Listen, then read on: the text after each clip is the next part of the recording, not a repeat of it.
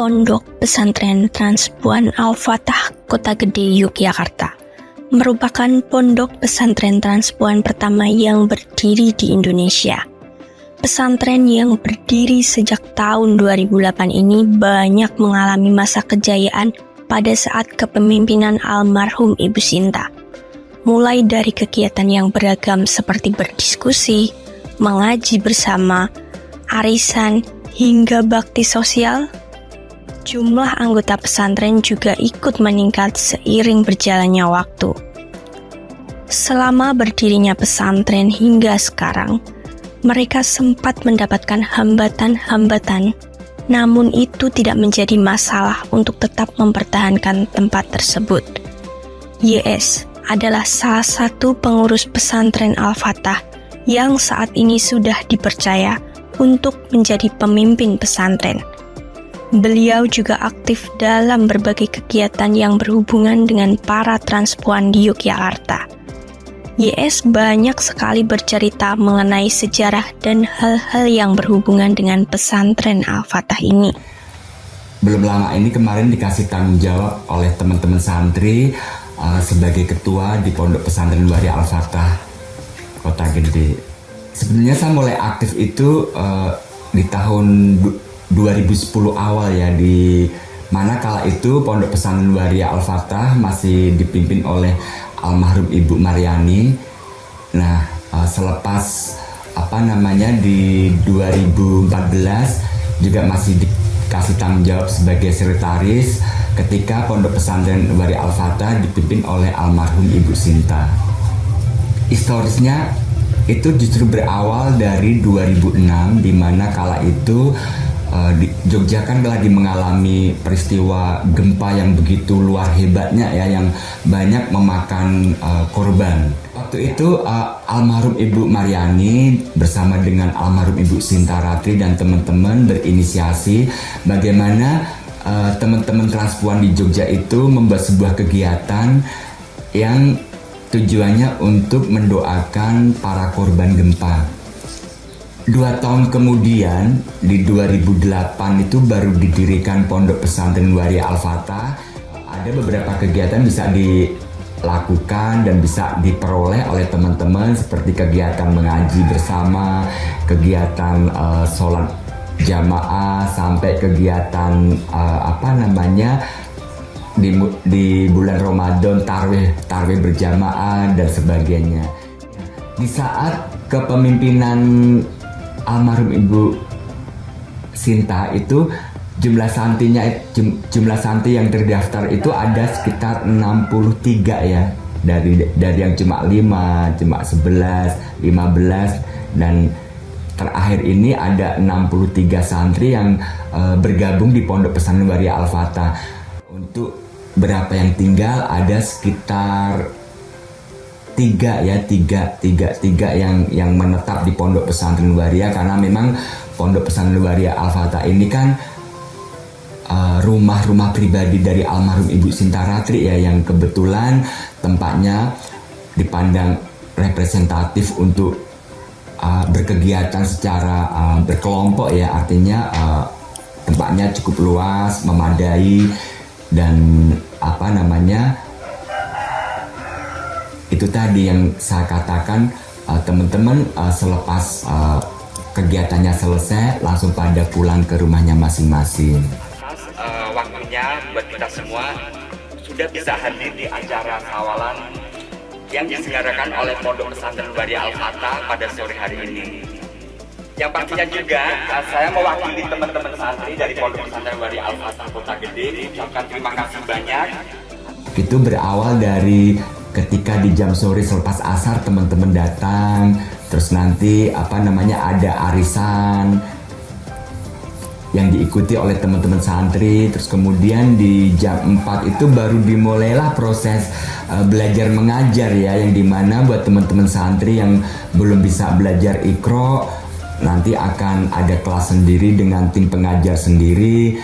Kemudian buat teman-teman santri yang sudah lancar Al-Quran juga ada kelas sendiri, dan itu berlangsung selama 1 jam. Kemudian 1 jam sebelum maghrib itu baru diadakan kelas di mana akan ada banyak kajian-kajian yang disampaikan oleh tim-tim pengajar, oleh Pak Ustadz, oleh Bu Ustazah, ataupun mungkin juga oleh teman-teman jaringan yang bersedia untuk memberikan kajian-kajian yang itu bisa diberikan buat teman-teman santri. Selepas kajian baru nanti sholat maghrib berjamaah, baru nanti maem bersama. Selepas maem bersama itu baru pada pulang ke rumahnya masing-masing. Teman-teman santri tidak ada kewajiban untuk membayar uang pendidikan. Hal yang sama pun juga Pondok Pesantren Wari Al-Fatah tidak sanggup untuk membayar atau memberikan reward secara finansial kepada tim-tim pengajarnya. Jadi berangkat dari awal didirikannya memang bentuknya benar-benar secara sukarelawan, baik dari santrinya, pengurusnya maupun tim-tim pengajarnya ya. Alhamdulillah, karena aku meyakini ketika kita ada niatan baik pasti akan ada jalan ya. Itu ada, jadi semacam kayak dewan pembinanya, terus dewan pengajarnya, termasuk ada ketua, sekretaris, bendahara, termasuk divisi-divisi ya, karena di sini kita juga ada divisi pemberdayaan santri, divisi kerumah tanggaan, maupun divisi media dan kampanye, seperti itu. Jadi walaupun personilnya tidak banyak, tapi paling enggak kalau ngomong masalah sebuah perkumpulan itu kan memang harus lengkap ya, harus lengkap dalam arti ada struktur kepengurusan, ada anggota, ada juga model dewan-dewan yang tadi saya sebutkan.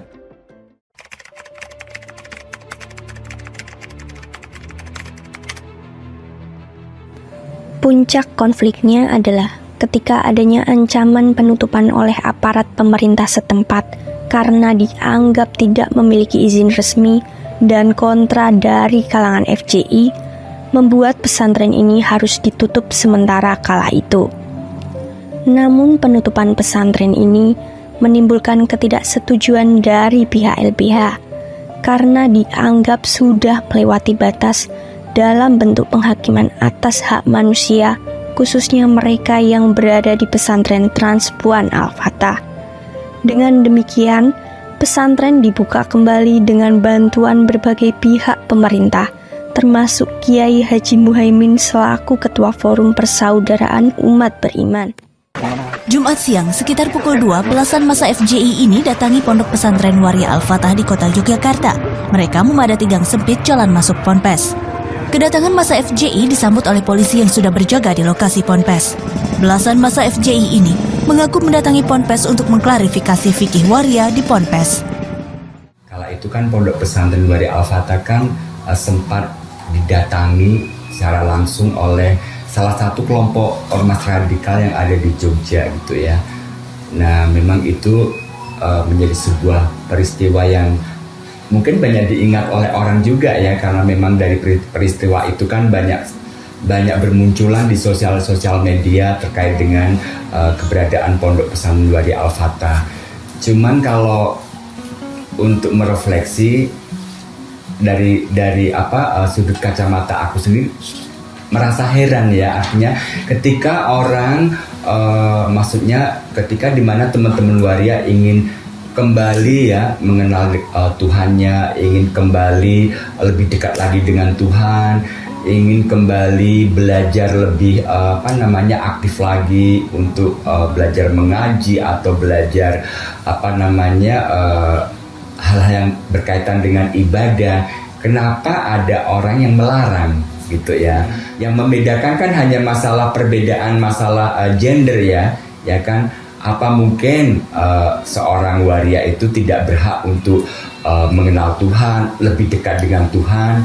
Nah, yang nggak membolehkan itu kan karena kalau ngomong masalah tingkat spiritualitas seseorang, ya menurutku hanya Tuhan yang berhak ya, hanya Tuhan yang punya hak prerogatif untuk menilai tingkat keimanan atau spiritual seseorang. Itu ya, orang lain tidak akan bisa menilai.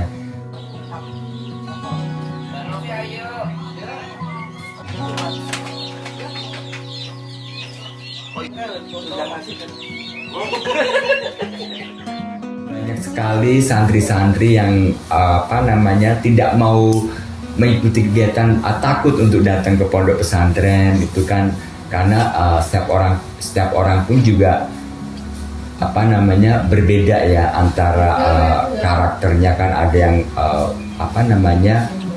cepat merasa putus asa, takut segala macam, sama memahaminya di situ. Itu menjadi PR yang menurutku malah menjadi berat ya, bagaimana membangun motivasi kembali itu ya kepada teman-teman gitu.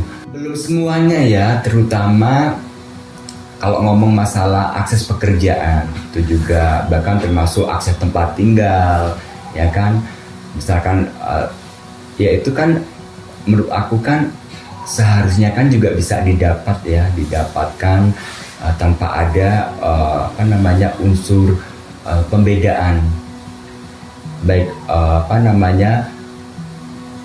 melalui pembedaan jenis kelamin atau masalah gender ataupun itu orientasi seksual seperti apa. Tapi menurutku setiap warga negara itu kan juga berhak untuk memperoleh hak-haknya.